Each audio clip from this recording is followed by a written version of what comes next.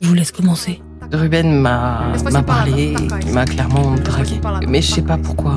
Pourquoi je me suis laissé faire et pourquoi j'ai écouté. Je regrette. Je vais m'interdire de faire en sorte que vous soyez l'amour de ma vie. Ce sera ma punition d'avoir cru en l'amour. Je serai une amie.